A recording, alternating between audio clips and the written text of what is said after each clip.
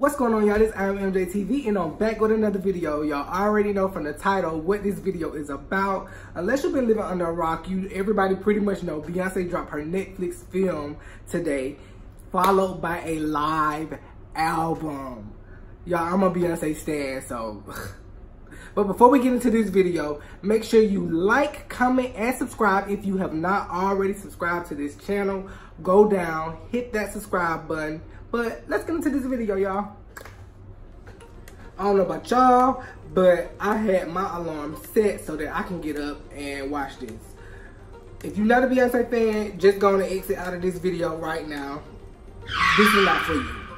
But I got up and I watched this documentary. Now the documentary is pretty much her performance and what led up to that last year during Coachella. When I tell you epic, iconic. Now, some people probably, you may not, understand the importance of this documentary and this film and her performance from Coachella last year, but I'm a product of an HBCU. I marched in the band up until my junior year. I was in the band starting in like the 5th grade. So this was epic for me and anybody else who went to an HBCU. Like, if you didn't go to HBCU, you probably don't know how homecomings go.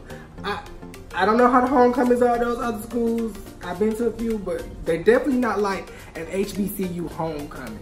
You got a step show, of course the band, and it's like the camaraderie of everybody coming back and you seeing your friends that you haven't seen in a while. It's just an epic event. So, like I said, if you haven't went to HBCU homecoming, you definitely miss out. You might want to catch the next homecoming, whatever city you in. Like, if you're in DC, you're in Atlanta. You got what? The AUC. You can go to any one of their homecomings. You're in DC. You got Howard. You out in Texas. It's a lot of HBCUs that you can catch a good homecoming at. So this performance, of course, like I said, it was her Coachella set from last year, and she pretty much gives us a kind of like behind the scenes of what led up to the performance and then the months and months of work that it pretty much takes to put together a big performance like this.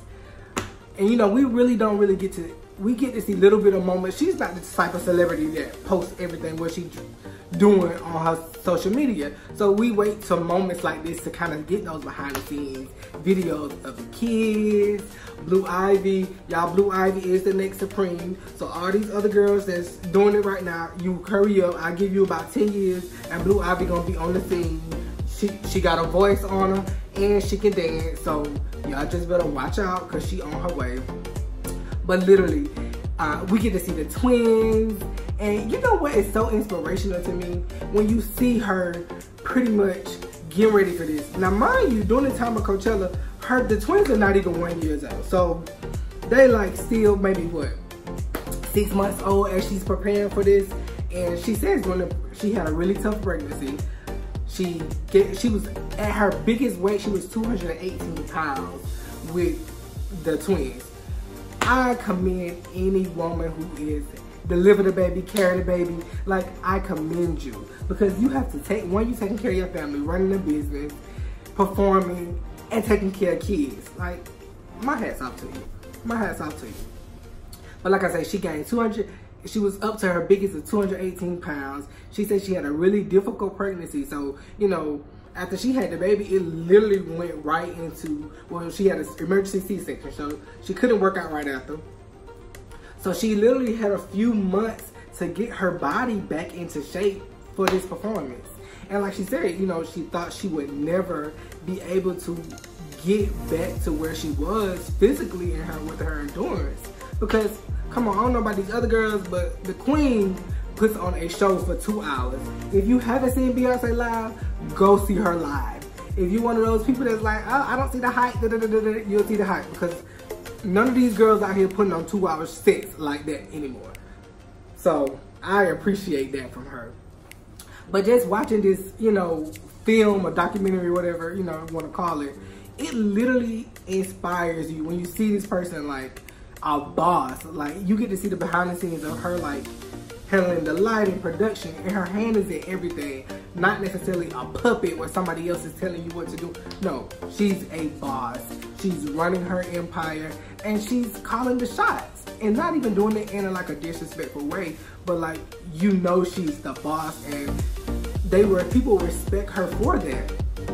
But I just admire that hard work, like literally putting on a show for that's 2 hours, y'all, going hard, singing, dancing, after delivering twins that are not even a year old yet.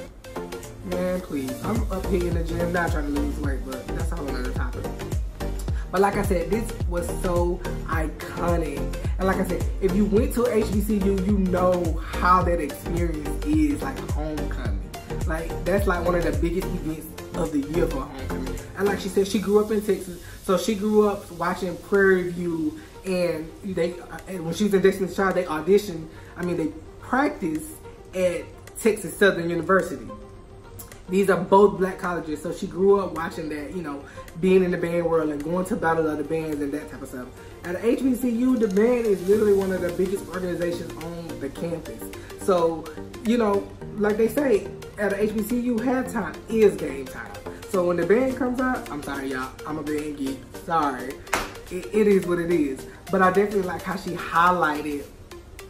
You see a lot of the HBCU bands that, you know, they probably drew inspiration from this performance. You see the Southern Dancing Dolls, Alabama State Steve Getz, you see Jackson State Jay Sets. Like, for years, a lot of her choreography pretty much has been based on that kind of world. And of course, now we see that being at the forefront now. Like, people are noticing, oh, black college bands, like, it's been a big thing, and it will remain a big thing. But I don't think people know the sacrifices that, you know, even kids in HBCU bands take on. Like, one, they students at the end of the day first, they students, then you in this organization that takes up a lot of time. And you could tell she admired that from looking at those videos and things like that. And just watching her, like, rehearse for this, y'all, that lady is a beast. Whether you don't like her or whatever your feelings are about her, you have to respect her hustle, period. Like, she's a boss, and she make no ifs, ands, or buts about it. Like I said, I admire anybody that can have kids, get back out there and try to get your body physically back from that after having a C-section and all of that.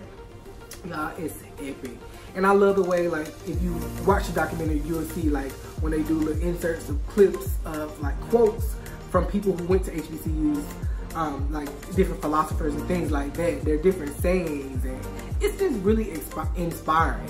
It just makes you, like, if you doubting yourself or feeling like your time up, like, it literally makes you want to get up, like, stop complaining about your situation, get up and do whatever you want to do. Like, it literally left me inspired. Like, it's not only just, oh, this one and Beyonce is another film. No, I think it just gives you something, like, to motivate you to, like, to go harder, honestly. Cause like I said, this lady been in the game over 20 years, and, like, she not letting up. Like, that performance right there last year showed she's not letting up. And like she said, instead of bringing her flower crown to Coachella, she wanted to bring the culture to Coachella. But yeah, if you guys have not seen this documentary or the film, definitely go check it out. I think it's a good watch. It gives us that inside aspect into Coachella. And you know, like, I was one of those people that got up in the middle of the night last year to watch Coachella on YouTube. So to actually be able to put it on your TV and you see, you know, the behind the scenes and just from wardrobe, you see all that different stuff, how long it takes to put a show together of that magnitude, I'm impressed. And then to drop a live album. Like, I'm a person, I love her live albums because I like how she delivers her live vocals. I like that. I like the instrumentation of it. Like, and then it's like, let me see. Y'all, I think it's literally her entire set. It's like 40 tracks on here.